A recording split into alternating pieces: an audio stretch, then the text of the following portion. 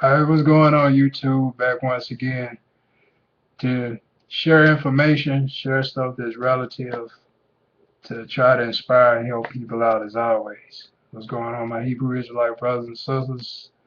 YouTube, citizens, PayPal, all those that wish to stop by to come check out my channel to see what I'm talking about, and just those who support me, that subscribe to me, that befriend me, and who constantly keep a close watch on things that I speak. Of course, to get insight, not as a possible terrorist or anything like that. Anywho, y'all see I keep changing up. Yeah, shade off, facial off. Thought I'd go somewhat military, but not necessarily military, but more like Grant Hill type style or something like that.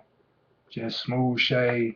Get tired of shaping it up and all that. But anyway, um, getting right to the point. Mainly, this is a video in response to not a video response, but the Trayvon Martin case. And mainly, I want to title this video "Why Trayvon's Death is So Important." Why is it so important? Okay. Oh, what's the big deal about Trayvon's death? Now, yeah, you got many that bring up the point that blacks kill blacks all the time. Nobody makes a commotion over that. Or you got other people of a different ethnicity that's been murdered or brutally murdered or whatever the case, and it's no big commotion over that. But when it's a situation with a white person killing a black person or a Hispanic, like Zimmerman, then everybody wants to, you know, blow that up and make a big commotion and it's such a great big deal.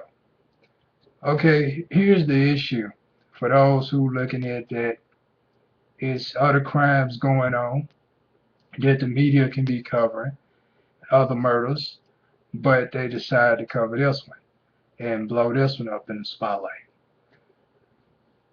Trey, okay, I'm already getting tongue-tied because I be wanting to say so much in one blow. Trayvon's death or Trayvon's case is a lot bigger than Trayvon. The way it's looked at is a young teen that's walking through a neighborhood late at night with Skittles and tea, just minding his business, and it's a neighborhood watch guy that doesn't have the authority to arrest nor pursue a citizen in any type of way unless they're a possible suspect or like a potential threat or somewhat in that case.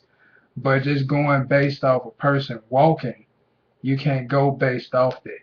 Just walking along. Now I know many cases, some say, the brawl, the fight, and all this other stuff. Well, bottom line, Zimmerman was wrong because he was told to stay in the car. Zimmerman would have never pursued Trayvon. It would have never escalated to Trayvon's death. If Zimmerman would have waited until the police got there and let them handle the situation. If they came and they pursued Trayvon and they decide to manhandle Trayvon, well, they technically have that authority and that right to versus a neighborhood watch guy.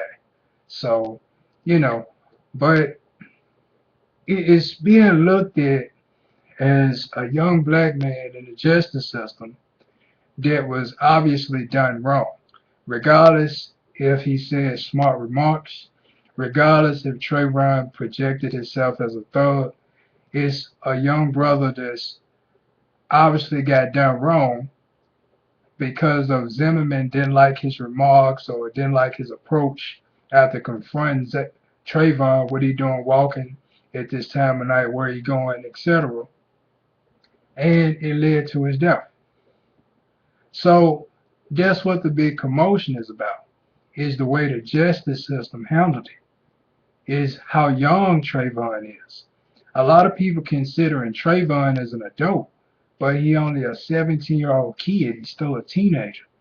Trayvon's way of thinking, his way of reasoning, is not quite developed at 17 years old.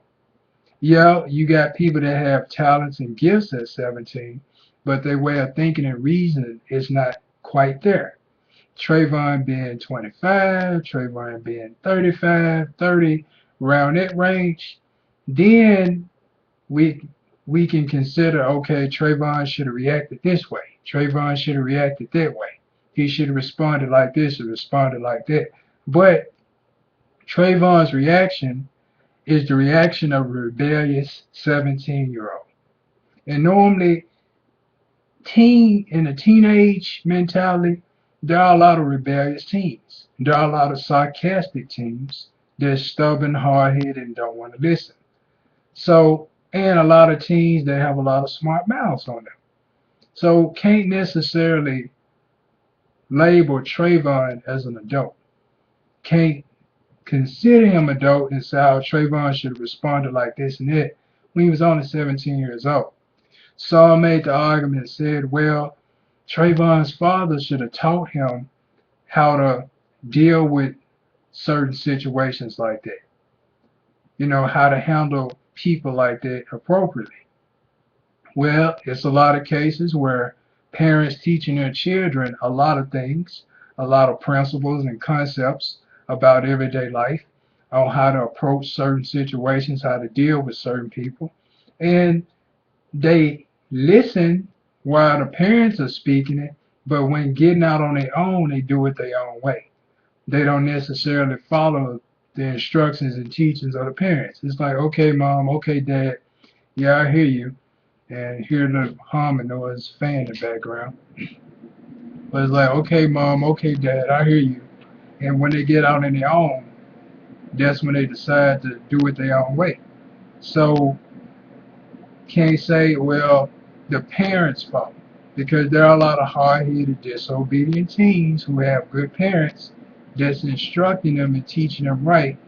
But when they out of their parents' watch or surveillance, I mean, children liable to get into anything. I mean, I was a teen once.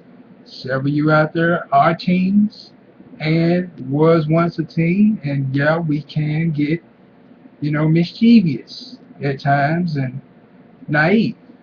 Well, yeah, the naive part as well, but get mischievous and okay, mom, okay, dad, but yeah, we still want to sneak out and hang out at this certain place or hang with certain people, etc.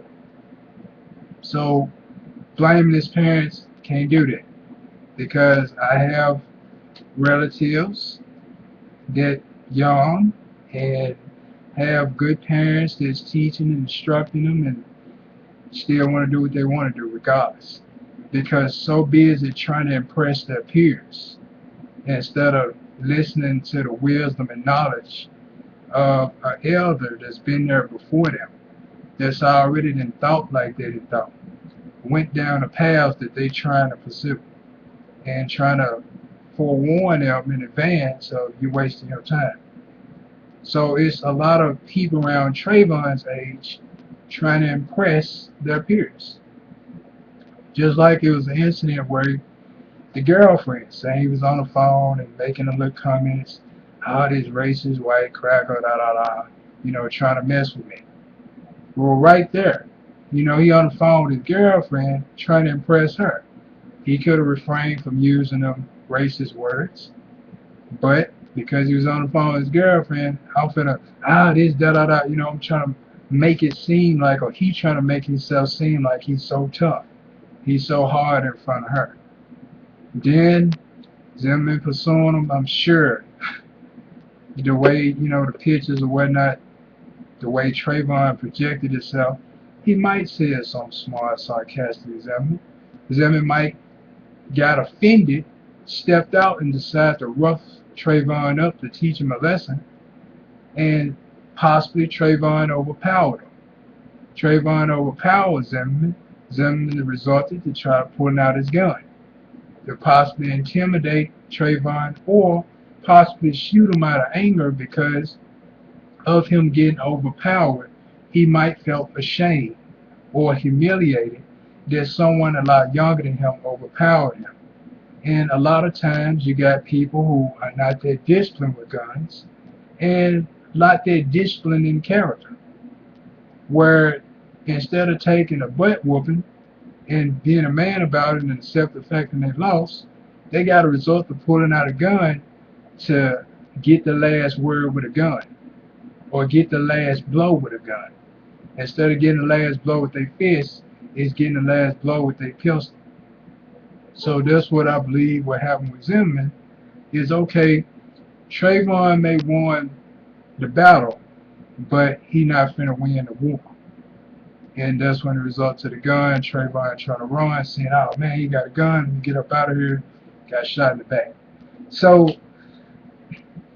like I say, it's bigger than Trayvon. It's the obvious wrong that was done in the justice system. You know, releasing them, I understand the Florida law and all that. But yet and still, the way blacks looking at it, a lot of blacks is like, hey, you know, the guy minding his business, he walking with some Skittles and tea, and he getting pursued, and all of a sudden this happens. You know, he ended up getting shot, regardless of the smart remarks, regardless of how he carried himself. He obviously got done wrong. You know, so here's the thing. You know, I was watching on CNN of them having this panel and having a discussion.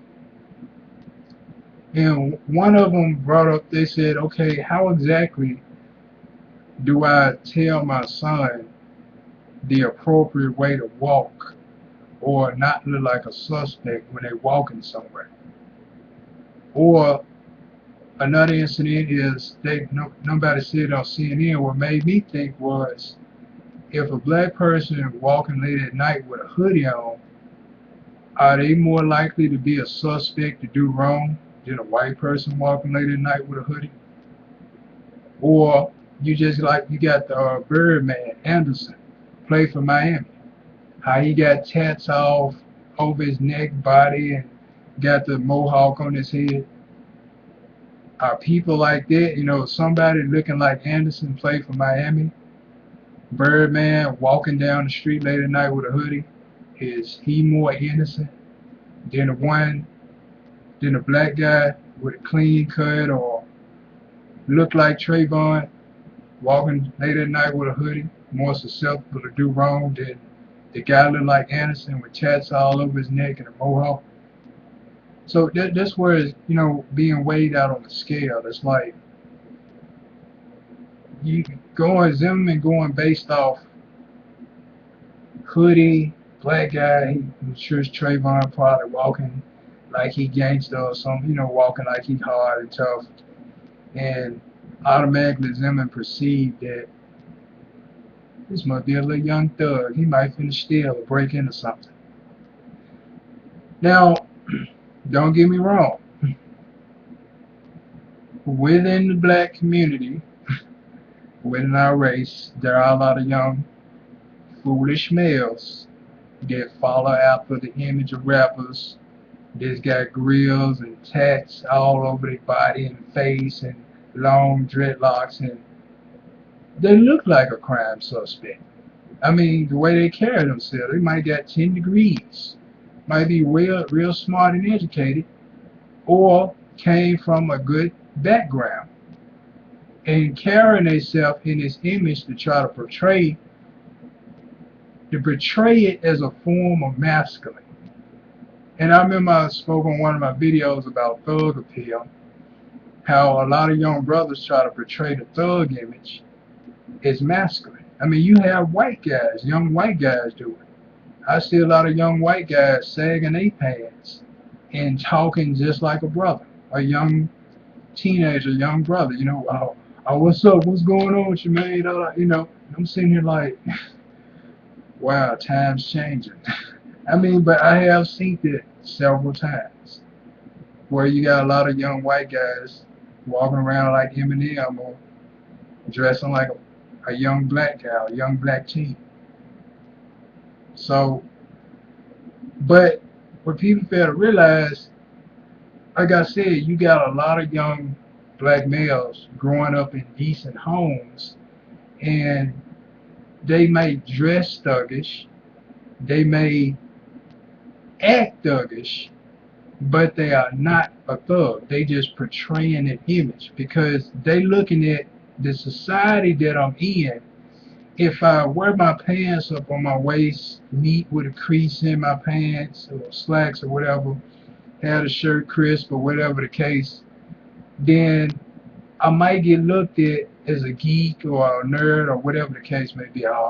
He possibly gay or some whatever the case. I mean, this is constant stereotypes or stereotyping all the time.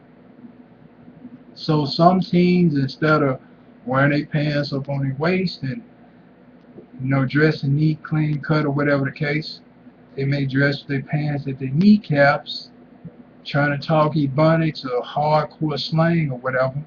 Might get tats in certain areas or might wear a snap-on grill or whatever the case, and talk, oh, yo, what's up, or the different lingos we got in different regions of the state. So can't go based off the way a guy portray or project. Can't go based off that because there are a lot of young guys that's actually not thugs. It's just the way they portray themselves. And then you got some who actually, yeah, to the root because they probably grew up in a dysfunctional family, which most of the people in America growing up in a dysfunctional family is very rare where a child growing up in a home with both parents there. But you got a lot of young black youth, both male and female, growing up in a high poverty background and a highly dysfunctional family. So it can lead to going a street life out of rebellion or the street life out of desperation. But a lot of times it's out of rebellion or depression. And when a person gets depressed, they can normally become rebellious at the same time. Meaning, like F this, F that, and just start getting in all sorts of trouble, start, trying different drugs, just partying, just living a life wild and lavishly and not really caring because it's a rebellious state. Because they feel that there's no point in me trying to carry myself disciplined. There's no point in me trying to live a good life because I don't know what a good life is. Because I didn't grow up with an example or illustration of what a good life is. Didn't grow up with an illustration or example of what a good man is. So, or a good family. So, you got a lot of young black males growing up that way. They don't know what it's like to have a good life or a good family or be a good man or a good father or good anything if the only thing they surrounded with is bad. So that's why I say you gotta give people the benefit of the doubt, look at it from different perspectives and angles. We was all born, every last person on this planet was born innocent. We was all born innocent. Not one of us was born bad. We all born innocent, and we had to learn how to do evil. We had to learn how to do bad. Where we was taught it or we learned it from observing it. So you don't know everybody's individual background, how they grew up. You don't know. You don't know what provokes a person to be. I know automatically off top what provokes a killer or provokes rebellion, etc., is a lack of love. If a person lacks love in their life, or they don't love someone, or don't have someone to love or feel no one's love them, then they possibly might go into a rebellious character and become a murderer, a thief, or whatever the case, or start living a rebellious lifestyle. But that's one particular area I know for certain that a lack of love can cause that or lead a person to become a rebellious person or a killer, thug, thief, whatever of the evils that they choose. So in Trayvon's case, he might, well, obviously he had both parents But who would say what the relationship like was with dad? But he might had that support and that care from his parents and still decided to try to portray I'm hard, I'm gangster, I'm thug. It really wasn't. So, like I said, on the black scale is the justice system, how they went about it. It's like they threw it out like, Zimmerman innocent according to the law of the state of Florida. Case closed. Okay. But here's the thing on that. It's like, as long as foolishness take place amongst our young brothers that's growing up in this generation, in this era, yeah, they not going to take a case with a young black male seriously. Yeah, they going to hurry up and dismiss the case because of the stupidity amongst a lot of young black brothers. I ain't trying to pick on them, but I mean, I'm calling it like it is. You got ignorance and stupidity in every race, but I'm keeping it home right now. And yeah, it is a lot of stupidity amongst young black males, following the wrong examples, pursuing the wrong paths in life. Well, I know it's a lot of young brothers saying, oh man, I'm trying to work on my record deal. Seriously. Seriously. So that's the only thing we capable of, huh? You know how to, barely know how to write lyrics, barely know how to spell words, quick to write lyrics on a pen and pad, but not fill out an application. Quick to throw a football or shoot a basketball, but not quick to go into some sort of science or engineering. Not quick to use our minds, but quick to use our physical body. That was in the Willie Lynch letter too. Kill the mind, but keep the body. And I see a lot of that with a lot of brothers, quick to use the physical body for a career instead of the mind. Something that exercises the mind. And this was in the Willie Lynch letter. Kill the mind, but keep the body. And definitely see results of that. So, mainly, just wanted to speak on that, as far as why is it so important with the Trayvon Martin case. And for one, well, why is it so sensitive? I wanted to add this, last but not least, I guess, is the history in this country. Okay, blacks invested so much in this country. I mean, most of the whites that grew up here in this country was raised by blacks in the past when it was maids or butlers or by slaves or whatnot. They used to babysit the children. Nannies. Especially a lot of black women used to be nannies of a lot of white children back then. And the movie The Help kind of illustrates that, how some black women used to raise white kids. And black males as well. Just weren't black women alone, but black males. So with that being part of the investment blacks put in this country, not only building the White House and several other houses that they didn't get to live in because they stayed in shacks in multiple numbers, and when helping to win wars and win championships on courts, football fields, winning gold medals. I mean, helping to shape the music culture with R&B, with rhythm and blues, where bringing the African culture of music, into America, shaping it in a different genres or whatever, or different categories, where different categories of music branching off the music that our ancestors brought over here. So, I mean, rock and roll, gothic, I mean, it all branched off the music that our ancestors brought here. So, it's just different illustrations where we invested so much and got a lot of stock in this country, so to speak. So, that's why it's sensitive when it seems like something of racism or prejudice happens in this country. It's real sensitive. because of the history. But if it's a brother shooting another brother, it's like, hey, ain't no racism in it. It's just hate. There's more hatred instead of racism. So a brother shoot another brother, you like, well, there ain't nothing to cover. It might be for a quick 5-minute skit or something. You know, in a news segment. Oh, here we have on the news today, John shot Ray Ray. They was in a fight in a club, and he ended up pulling a gun out and got shot.